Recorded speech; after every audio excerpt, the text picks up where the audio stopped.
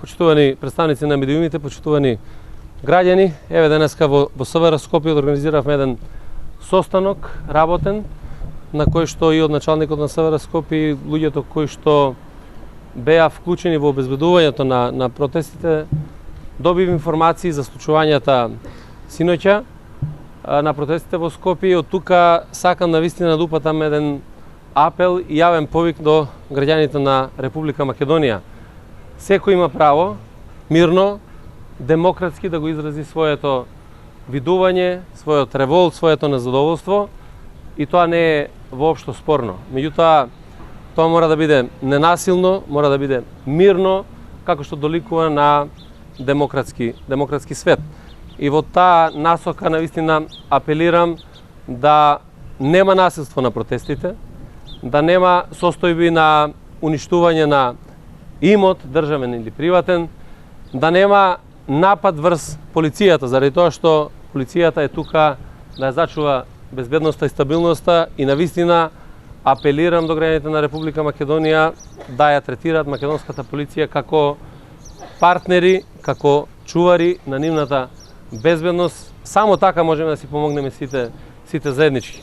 Нормално е дека полицијата мора да постапува согласно стандардните процедури, не смее да има прекумерна употреба на сила и во тој правец и сега разговаравме навистина да колку е можно сите кои што присуствуваат бидат заштитени и да на еден начин се одржува редот на овие протести. Благодарам. Имаше ли синоќа пропусти во координација на акцијата од страна на началникот на СВР Скопје или другите одговорни кои ги координира акциите на ЕБАР која нели ја разби толпата насилници кои кршеа државен имот? Значи, врз основа на сите информации, анализи кои што се правени, нема пропусти во раководењето. Затоа повикуваме на смиреност и на демократско однесување на граѓаните, оние кои што учествуваат во протестите. Полицијата е пред се тука да го обезбедува јавниот ред и мир и да овозможи да навистина се помине во најдобар можен ред. Се случуваат настани вакви и затоа сме тука да сите ние апелираме од една страна да граѓаните навистина не ги напаѓаат полицајците, не го напаѓаат државниот и приватниот имот, а при тоа да си го изразат своето право на револт или на протест. Вчера беше информација дека 12 се приведени. Едно лице има низ медиумите дека е украло и компјутер од канцеларијата на председателот. Дали е идентификувано и дали е така? Има 13 приведени лица. Моментално се работи во СВР Скопје во однос на расчистување на целиот настани. Се надам дека за скоро време ќе имаме детална информација во однос на учеството и што имаат направено како нарушување на јавниот ред и мир или некакво кривично дело. Немаме таква информација апсолутно дека станува збор за лице кое што направило било каква кражба, меѓутоа треба да се истражи до крај и да врз основа на истрагата да се поведат соодветни постапки. Зошто немаше полициски кордон кога се кршеше Народната канцеларија? Имаше цело време полициски службеници кои што го обезбедува протестот. Вие бевте и самите сведоци дека се селеше групата од едно место на друго и така натаму. Затоа сметаме дека на висина на задача и одговорноста мора сите да бидат и полицијата и граѓаните. Има ли прекумерна употреба на сила страна на полицијата и дали внатрешна контрола тоа ќе испитува? Внатрешна контрола и СВР Скопје, инспекторите е дадена задача да уште од синоќа се работи. Ние имаме напад, односно повреден еден новинар и затоа ќе мораме да апелираме и да бидат новинарите видно одбележани, меѓутоа и да понатаму не смее да се случува еден таков инцидент за секоја прекумерна употреба на сила од било кој полициски службеник ќе се постапува согласно законските прописи и ќе морат и тие да носат одговорност. Изјава од адвокат дека четворица од приведените се неселективно и грубо приведени на одење дома, а не во самата акција. Значи, И зошто се држат 24 часа кога целата процедура е завршена само за неколку часа? Зборувам за сите 13.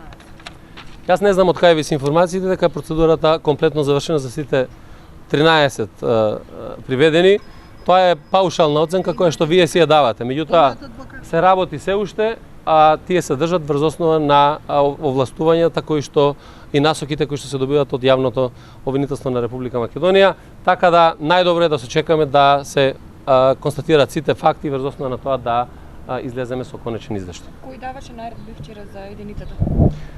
Наредби даваат оние кои што се задолжени за давањето на наредбите и од СВР Скопје и од страна на единиците. Министре, дали ќе има одговорности за организаторите на протестот?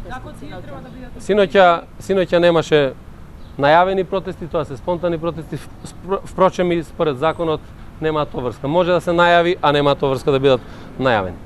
Апелирам да ги најавуваат протестите. Тоа е и поголема одговорност и обврска да се организира да тие поминуваат мирно, меѓутоа мора да кажеме дека законот предвидува дека има можност, меѓутоа нема и обврска. Како МВР функционира сега по одлуката на владата да ги поништи вашите решенија и дали вие подпишате нови решенија за поставување на началниците кои претходно беа поставени од ваша страна? МВР мора да функционира нормално врз основа на хиерархијата и субординацијата.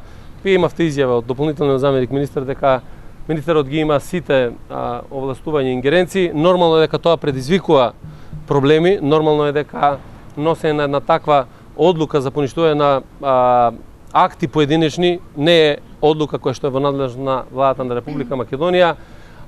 И тоа треба навистина да запре и да се остави системот да функционира нормално без при тоа да наблегуваме во едни вакви игри кои што можат да го нарушат целиот систем и безбедноста воопшто. Имате вие подписано нови? Да, апсолутно. Колку решенија? Сите решенија кои што се поништени, тоа е незаконско поништување и беа дадени повторно. Министре, дали специјалната јавна обвинителка побара